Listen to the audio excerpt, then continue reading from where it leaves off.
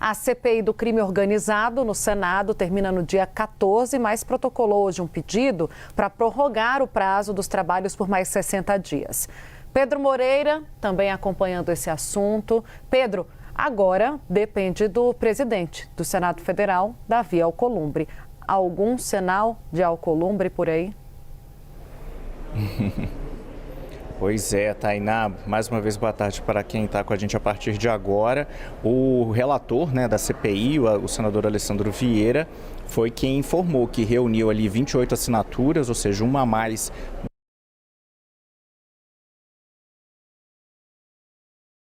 Espero que não tenha sido o Davi Alcolumbre, né?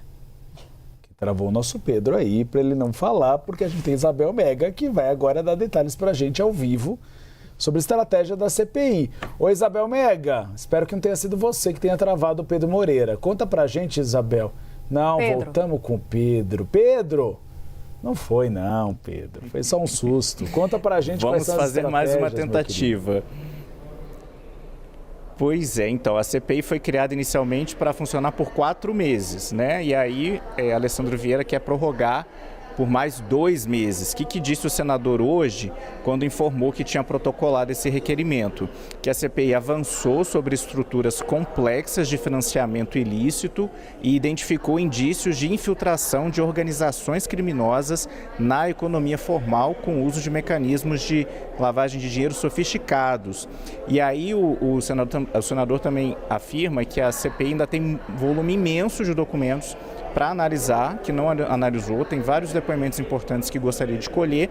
E no caso do Banco Master, Alessandro Vieira fala o seguinte, que a teia de relações revelada alcança dimensões alarmantes de risco sistêmico e corrupção. A gente tem visto esse movimento mais recente da CPI tentando se debruçar sobre o Master, e é sobre isso que há a previsão de alguns depoimentos importantes essa semana. Para amanhã, a CPI aprovou a convocação do ex-governador aqui do Distrito Federal, Ibanez Rocha, para ouvir dele, perguntá-lo sobre as relações do Banco de Brasília com o Master, mas Ibanez Rocha já conseguiu um habeas corpus no Supremo de suspensão na presença dele no colegiado. Na quarta, a CPI tem a previsão, consta da agenda, o depoimento de Roberto Campos Neto, que também foi convocado a comparecer, ou seja, teoricamente seria obrigado. O ex-presidente do Banco Central seria perguntado sobre a fiscalização da autarquia durante a gestão dele com relação ao Banco Master. Roberto Campos Neto já não compareceu à CPI por 2 ocasiões, usando também de um habeas corpus do Supremo.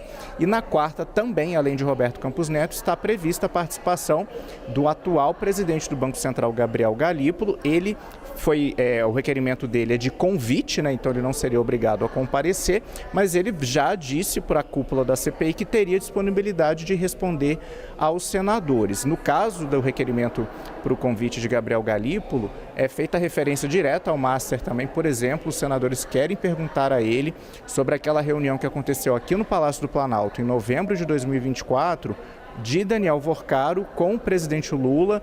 Havia outros integrantes do governo, inclusive Galípolo, que já era o indicado ao Banco Central, ainda não tinha assumido a presidência da autarquia, mas já era futuro presidente e também estava presente nesse encontro.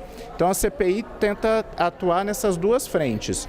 A prorrogação dos trabalhos por mais 60 dias, e aí a gente depende de Davi Alcolumbre, e tentar garantir esses depoimentos, já que frequentemente os convidados ou convocados têm conseguido a liberação do Supremo para não comparecer. Uribe, Tainá.